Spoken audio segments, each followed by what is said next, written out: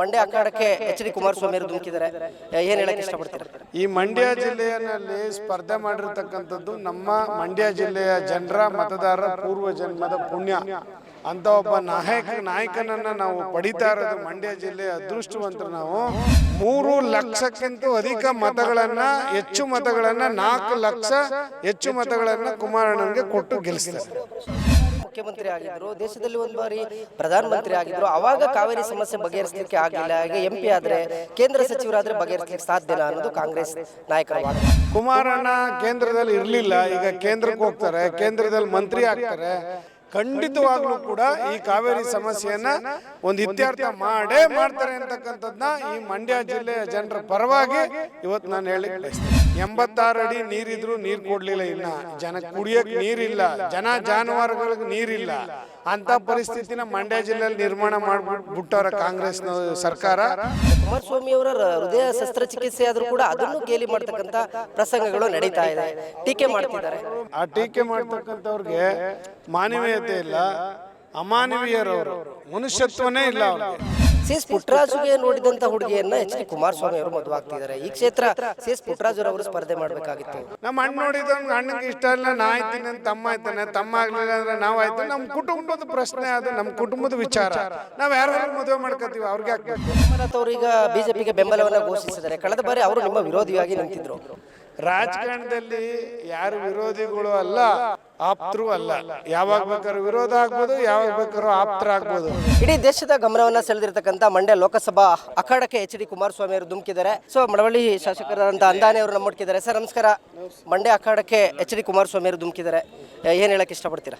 ನಮಗೆ ಮಂಡ್ಯ ಜಿಲ್ಲೆಯ ಜನಕ್ಕೆ ಇದಕ್ಕಿಂತ ಅದೃಷ್ಟ ಮತ್ತೊಂದು ಬೇಕಾ?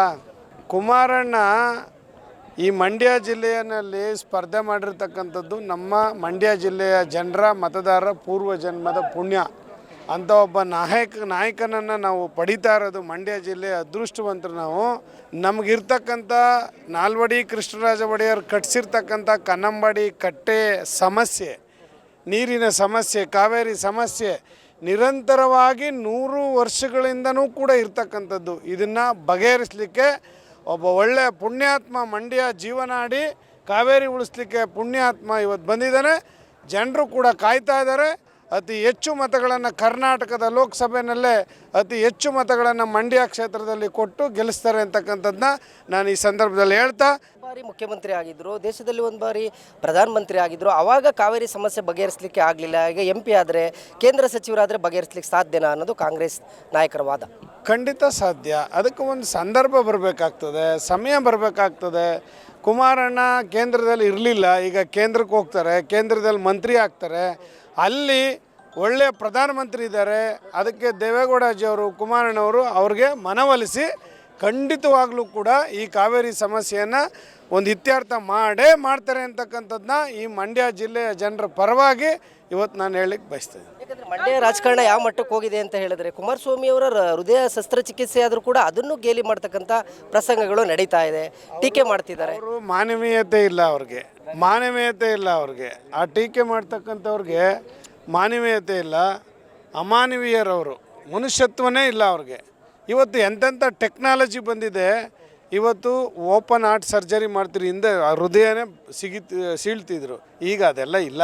ಇದು ಇದ್ರ ಪ್ರಕಾರ ಲೇಸರ್ ಶಸ್ತ್ರಚಿಕಿತ್ಸೆ ಮುಖಾಂತರ ಮಾಡಿದ್ರೆ ಮಾಮೂಲಿ ರೀತಿಯಲ್ಲಿ ರೋಗಿ ಎದ್ದು ಓಡಾಡ್ಬೋದು. ಖಂಡಿತವಾಗ್ಲೂ ಅವರು ಕುಮಾರಣ್ಣನ ಹತ್ರನೇ ಇದ್ದು ಬೆಳೆದು ರಾಜಕೀಯ ದೊಡ್ಡವರಾಗಿ ಕುಮಾರಣ್ಣನ ಬಗ್ಗೆ ಏನು ಇವರು ಇಷ್ಟೊಂದು ತುಚ್ಛವಾಗಿ ಮಾತಾಡಿದರೆ ಈ ಮಂಡ್ಯ ಜಿಲ್ಲೆಯ ಜನತೆ ಖಂಡಿತವಾಗ್ಲೂ ಕೂಡ ಅವ್ರಿಗೆ ಉತ್ತರ ಕೊಡ್ತಾರೆ. ಸ್ವಾಮಿ ಅವರು ಇಲ್ಲಿ ಉಸ್ತುವಾರಿ ಸಚಿವರು ಹೇಳ್ತಾರೆ, ಸಿ.ಎಸ್. ಪುಟ್ಟರಾಜುಗೆ ನೋಡಿದಂಥ ಹುಡುಗಿಯನ್ನ ಎಚ್.ಡಿ. ಕುಮಾರಸ್ವಾಮಿ ಅವರು ಮದುವೆ ಆಗ್ತಿದ್ದಾರೆ. ಈ ಕ್ಷೇತ್ರ ಸಿ.ಎಸ್. ಪುಟ್ಟರಾಜು ಅವರು ಸ್ಪರ್ಧೆ ಮಾಡಬೇಕಾಗಿತ್ತು. ನಮ್ಮ ಕುಟುಂಬದಲ್ಲಿ ಅಣ್ಣ ಆಯ್ತೀವಿ, ತಮ್ಮನೂ ಆಯ್ತೀವಿ, ಅವ್ರಿಗೆ ಯಾಕೆ? ನಾವು ಯಾರು ಆಯ್ತೀವಿ. ನಮ್ಮ ಅಣ್ಣ ನೋಡಿದವ್ನಿಗೆ ಅಣ್ಣಂಗೆ ಇಷ್ಟ ಇಲ್ಲ, ನಾ ಆಯ್ತೀನಿ ಅಂತ ತಮ್ಮ ಆಯ್ತಾನೆ, ತಮ್ಮ ಆಗಲಿಲ್ಲ ಅಂದರೆ ನಾವು ಆಯ್ತು. ನಮ್ಮ ಕುಟುಂಬದ ಪ್ರಶ್ನೆ ಅದು, ನಮ್ಮ ಕುಟುಂಬದ ವಿಚಾರ. ನಾವು ಯಾರು ಮದುವೆ ಮಾಡ್ಕೋತೀವಿ, ಅವ್ರಿಗೆ ಹಾಕಬೇಕು. ಅವರೆಲ್ಲ ಲೀಡ್ರ್ ಆಗಿದ್ದೆ ಇಲ್ಲಿ ಈ ಪಾರ್ಟಿಯಿಂದನೇ. ಇವ್ರು ಪಾಪ ಈ ಕಾಂಗ್ರೆಸ್ನಲ್ಲಿ ಮಂತ್ರಿ ಆಗಿದ್ದಾರೆ. ಅಭಿವೃದ್ಧಿ ಪಡಿಸ್ಲಿ, ಕಾವೇರಿ ನೀರು ಉಳಿಸ್ಲಿ, 86 ಅಡಿ ನೀರಿದ್ರೂ ನೀರು ಕೊಡಲಿಲ್ಲ. ಇನ್ನು ಜನಕ್ಕೆ ಕುಡಿಯೋಕ್ಕೆ ನೀರಿಲ್ಲ, ಜಾನುವಾರುಗಳಿಗೆ ನೀರಿಲ್ಲ. ಅಂಥ ಪರಿಸ್ಥಿತಿನ ಮಂಡ್ಯ ಜಿಲ್ಲೆಯಲ್ಲಿ ನಿರ್ಮಾಣ ಬಿಟ್ಟವ್ರ ಕಾಂಗ್ರೆಸ್ನ ಸರ್ಕಾರ, ಈ ಜಿಲ್ಲಾಡಳಿತ.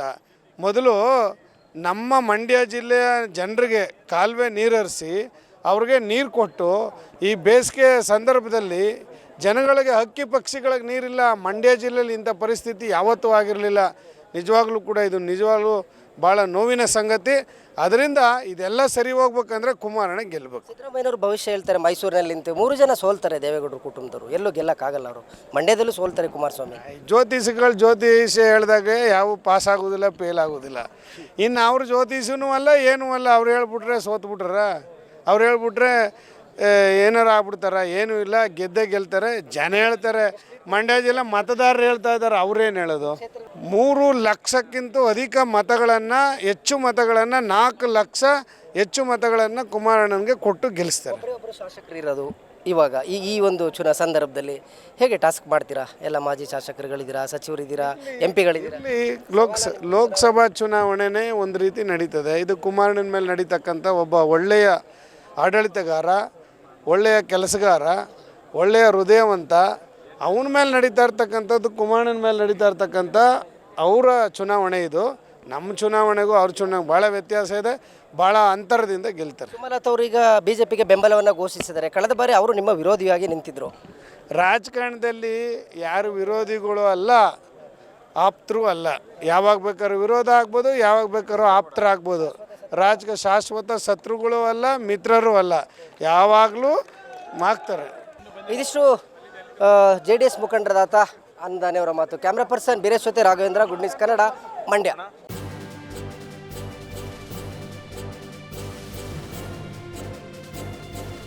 ಇದು ಮಾನವೀಯ ಸಂದೇಶದ ಜನವಾಹಿನಿ.